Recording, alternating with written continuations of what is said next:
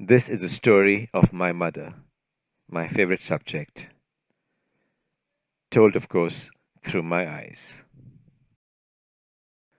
A woman of her generation was defined by family, the one she inherited, acquired, created, and adopted. So this video has four parts, one for each kind of family. Hers is a privileged background. From her father's side, and even more so from her mother's side. Privilege can, of course, paralyze you into complacency or inspire you. In her case, fortunately, inspiration won. Except for the one time she never forgot, she was the top student each year in school and in college. On the surface, her success was not remarkable. Her mother was also brilliant, winning a gold medal in school, and she never failed to point to her husband that he was only a silver medalist. Her gold medal was not surprising, as her own father was the first from the state of Jammu and Kashmir to study in the UK. He returned with literally a library of books, which was to, of course, cultivate in my mother the desire to learn. However, my mother's success was far from inevitable. She was a middle child among six siblings, and so faced the classic middle child neglect. In a sign of those times, her college education was stopped by her mother in an attempt to prevent a delayed marriage. Fortunately, my mother's grandmother talked her daughter out of it.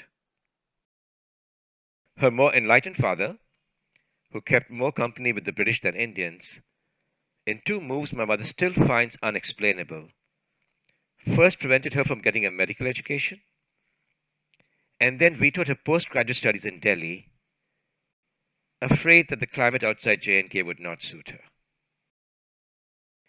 It was not all books, of course, especially in those times. Even though she was the daughter of an Anglophile, she joined protests in solidarity with the popular freedom fighter.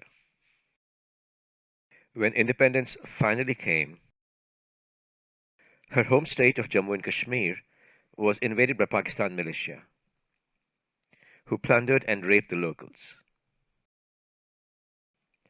She and her sisters kept poison with them in case the militia reached their hometown. Thankfully, they were repelled before they reached Jammu.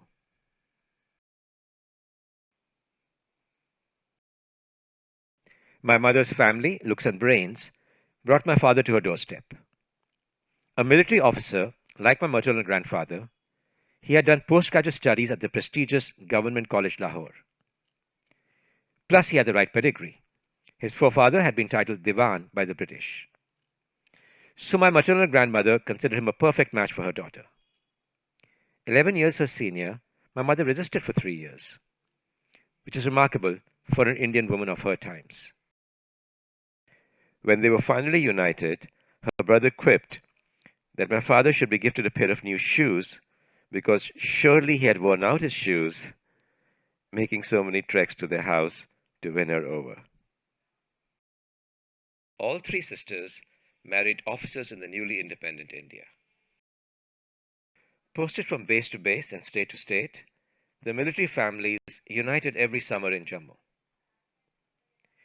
building the kind of bonds one sees in joint families in India while growing independently and assimilating with Indians in different states the rest of the year.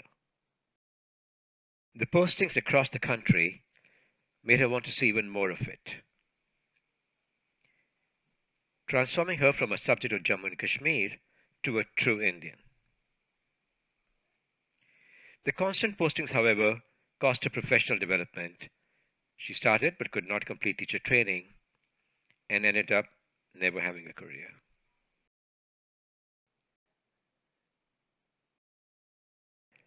She had two sons, though my mother would have preferred the younger one, me, to have been a daughter.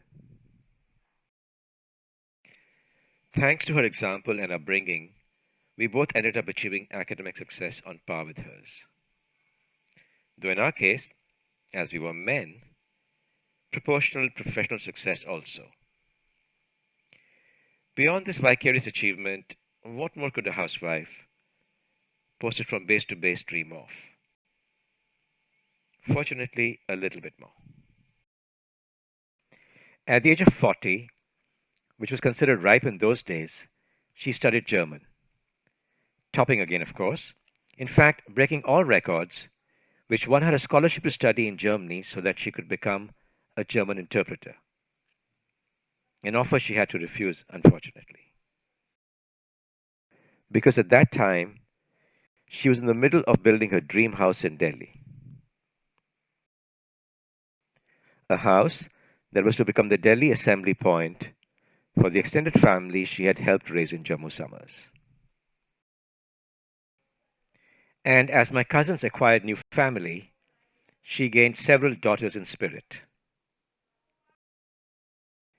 Thanks to this family, travel to Germany she did, and to many other parts of the world.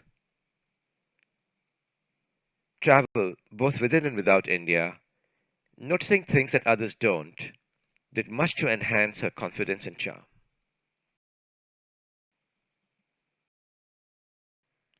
This charm drew many to her, too numerous to show in one frame, and her warmth converted most to family. Living alone since becoming widowed in 2001, this adopted family, together of course with the extended family, has been identifying and indulging her needs and desires. Her circle does not include only human adoptees. She is surrounded by Alexa and other smart devices. Her use of them goes far beyond music and YouTube. They turn on and off lights, fans, AC, and heaters. They remind her when she should take her different medicines, and she uses them to set heat pack and other timers. As somebody who understands how this technology works, it's amusing to see her treat Alexa like a human, thanking her when she behaves and fighting with her when she does not. Others in her position would have been living with children or in an assisted home. She has been solely responsible for and beautifully managing her house, lovely garden, car, staff, finances, guest visits, travel, and her increasing medical care as her health has inevitably declined. This is arguably her proudest achievement. So, this is the story of a Jammu girl who became a true Indian national through marriage, who had a passion for learning, transferred easily to her children, whose warmth and charm were delightfully embraced by those who entered her life, who used her intelligence to independently navigate the world and widowhood and old age. Whatever fate has in store for you, dear Mumji, hope this video has captured some of your essence.